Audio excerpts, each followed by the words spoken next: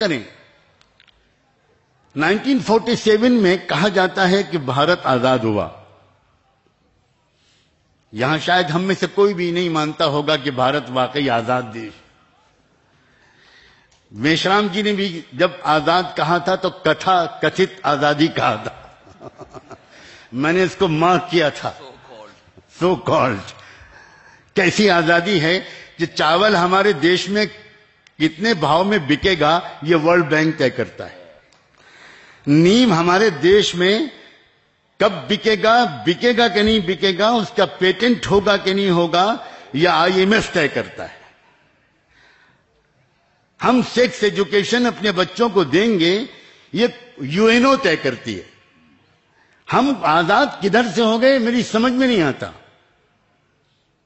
آزادی نہیں تھی وہ اصل میں آئے تھے براہمن لوگ باہر سے.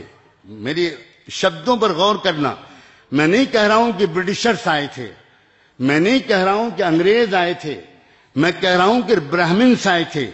Who are Brahmins? Aryans are the Brahmins.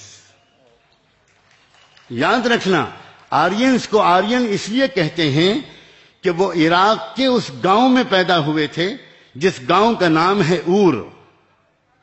اس گاؤں نے پوری دنیا کو مورتی پوجا کا کلچر سکھایا. وہ گاؤں پوری دنیا کو مورتی پوجا میں پھنسا دینے والا گاؤں ہے. اور اسی میں انسانیت کو آزاد کرنے کے لیے, کیونکہ انسانوں کو غلام بنانے کے لیے ہمیشہ سے سب سے بڑا سوتر رہا ہے مورتی پوجا. مورتی پوجا کی وجہ سے انسان اپنے کو چھوٹا اور کسی اور کو بڑا ماننے لگتا ہے. انسان اپنی آزادی کا سیلف کانفیڈنس ختم کر دیتا ہے. جبکہ دنیا کی سب سے بڑی سچائی یہ ہے کہ انسان سے بڑا اس دنیا میں کوئی نہیں ہے. غریب سے غریب انسان, ایک اندھا انسان, ایک لولا اور لنگڑا انسان, ایک اپاہج انسان جو سن نہیں سکتا, جو بول نہیں سکتا, وہ انسان بھی گورو سے یہ کہہ سکتا ہے میں بڑا ہوں, اور اے سورج تم مجھ سے چھوٹے ہو, اے چاند تم مجھ سے چھوٹے ہو, آسمان تم مجھ سے چھوٹے ہو, ستاروں تم مجھ سے چھوٹے ہو, ہوائیں تم مجھ سے چھوٹی ہو, یہاں تک کہ فرشتوں تم مجھ سے چھوٹے ہو, اس لیے کہ میں تمہارے لیے نہیں بنا, تم سب میرے لیے بنے ہو. انسان سے بڑا صرف انسانوں کا پیدا کرنے والا ہے, جس کی کوئی مورتی نہیں بنا سکتا, جس کا کوئی آکار نہیں بنا سکتا. اسی لیے اور کے اس گاؤں میں سب سے پہلے مورتی پوجا کے خلاف جو سنگھرش شروع کیا تھا, وہ شروع کیا تھا اس انسان نے جس کا نام تھا ابراہیم علیہ السلام, جس کو آگ میں جلایا گیا, جس کو پہاڑوں سے پھینکا گیا, جس کو گاؤں سے نکالا گیا, جس کا سوشل بائیکاٹ کیا گیا, جس کے پتا جی نے اس کو چھوڑ دیا, جس کے خاندان نے اس کو چھوڑ دیا. مگر وہ چونکہ سارے انسانوں سے پیار کرتا تھا اور وہ اپنے لیے جینے کے بجائے دوسروں کے لیے جینے کا اپنے خدا سے وعدہ کر چکا تھا, اس لیے اس نے کہا میں مورتی پوجا کے خلاف آواز لگاتا رہوں گا چاہے تم میرے ساتھ جو کرو, اس لیے کہ میں جانتا ہوں جب تک انسان مورتی پوجا کرتا رہے گا وہ انسانوں کی غلامی سے آزاد نہیں ہو سکتا. انسانوں کو انسانوں کی غلامی سے آزاد دلانے والی چیز صرف ایک ہے, وہ یہ کہ انسان اپنے مالک کو پہچانے اور پہچاننے کا ڈھونگ نہ رچائے. اس زمانے میں تو مصیبت یہ ہے کہ دھرم کے نام پر ڈھونگی دنیا میں بہت بڑی تعداد میں ہیں. مسجدوں میں بھی ہیں, مزاروں میں بھی ہیں, مندروں میں بھی ہیں, گرجاؤں میں بھی ہیں. اس کی وجہ سے دنیا کے اچھے انسان صحیح دھرم سے مایوس ہو گئے. وہ اور گاؤں ہے جہاں سے نکلے آرینس, اور انہی آرینس کو کہا جاتا ہے برہمن. میرا اس پر ایک ریسرچ ہے, کئی سال میں نے اس پر ریسرچ کیا, ایک پوری ٹیم تھی اکیڈمی کی, میں نے اس پر تھیسس لکھا. میں پورے 100% کانفیڈنس کے ساتھ کہتا ہوں کہ پوری دنیا کو جو اس وقت تباہ کر رہے ہیں, صرف بھارت کو نہیں, وہ ہیں برہمنس, وہ ہیں آرینس. اب سوچو ذرا کہ 1947 میں سو کالڈ آزادی دی گئی بھارت کو, اور نیکسٹ ایئر 1948 میں اسرائیل کے ناجائز بچے کو جنم دے دیا گیا. یہ کوئی کوئنسیڈنس نہیں ہے، یہ پوری دنیا کے برہمنز کا ایک سوچا سمجھا ایک ورلڈ آرڈر لانے کا ایک طریقہ تھا.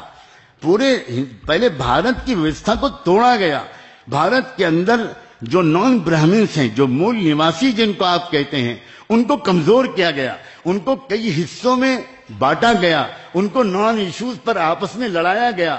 اور پبلک تو بیچاری کچھ جانکار ہوتی نہیں، وہ جس قسم کے جذباتی سلوگنز لگا دو پبلک تو زندہ باد مردہ باد کرنے لگتی. میں نے کتنی پولیٹیکل ریلیز میں، جب میں ینگ اسٹوڈنٹ تھا تو جب پولیٹیکل ریلیز نکلتی تھیں تو میں دیکھتا تھا، اتفاق سے میرا جو گھر اور میرا جو مدرسے کا بیچ کا راستہ تھا اسی میں زیادہ تر بہت بڑا گراؤنڈ تھا، ساری پولیٹیکل ریلیز اسی میں ہوتی تھی. تو میں دیکھتا تھا کہ پچھلے ہفتے جو لوگ پچھلی فلاں پارٹی کے ریلی میں آئے ہیں وہی لوگ آج اس کی اپوزیشن پارٹی کی ریلی میں آئے اور بڑے زور سے نعرہ لگا رہے. تو میں ان سے پوچھتا تھا کہ چاچا، ماما، آپ کون سی پارٹی کے ہیں؟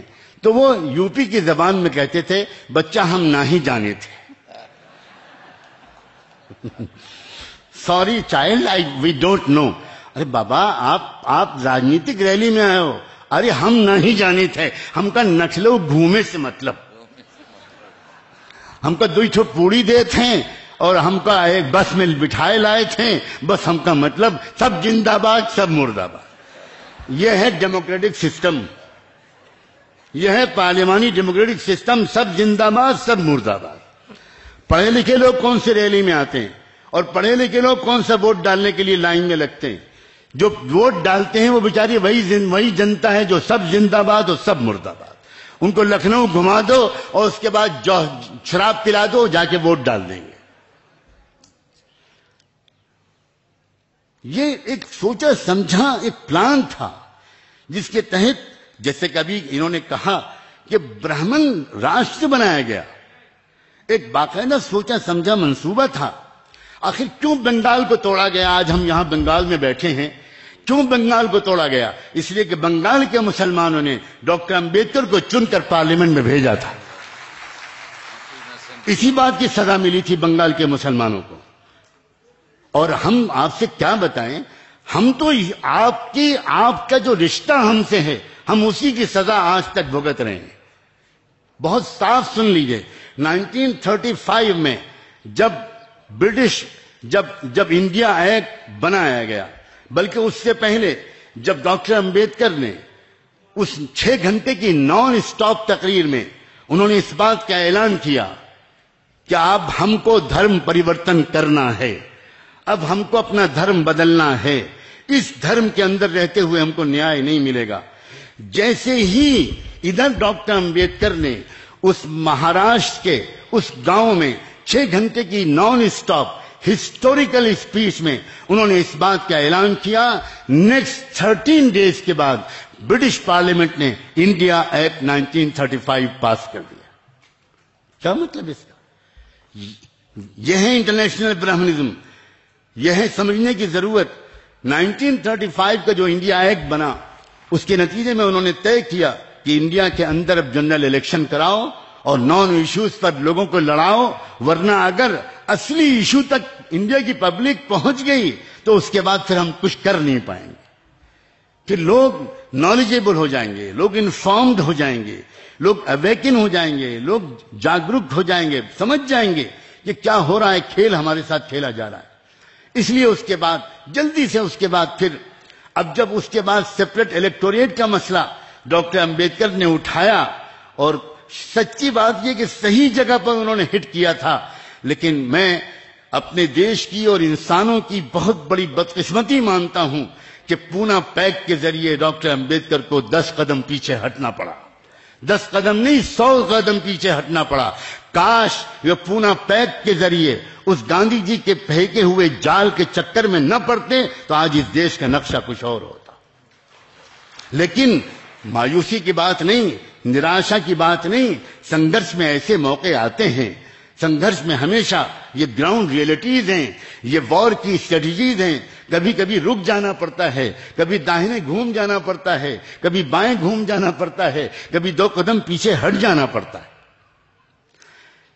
तो इसलिए एक बात तो सबसे पहले मैं ये कहना चाहता हूं कि बहुत पेशेंस के साथ, बहुत सब्र के साथ, जहां तक मुसलमानों का सवाल है, मैं आपसे ये कहना चाहता हूं, और मैंने ये बेशराम जी से उस वक्त भी कहा था, इस बात के नेटवर्क बनाइए कि मुसलमानों को सही व्यवस्था का पता तो चले। मुसलमान आपको भी उसी नजर से देखता है जिस नजर से वो एक मंदिर में बैठे हुए पुजारी को देखता है, जबकि उसे बिल्कुल पता नहीं है कि आपको कोई ताल्लुक मूर्ति पूजा से नहीं है, आपका कोई ताल्लुक इस तमाम ये जो ढोंग रचा रखे गए हैं उससे नहीं है। उसे पता चलना चाहिए। और इस बीच में मैं ये बात भी बड़ी मोहब्बत और प्रेम के साथ, मैं खुदा को गवाह बनाता हूं कि मैं किस मोहब्बत के साथ यहां पर आया हूं, मुझे क्या ताल्लुक है आपके इस मिशन से और आपकी इस दर्द से। और मैंने जो बेशराम जी से मुलाकात की, मैंने महसूस किया कि अगर मैं इस मिशन में मैंने जाकर अपनी ताकत इसमें न लगाई तो मैं खुदा के यहां जवाब देना पड़ेगा मुझे।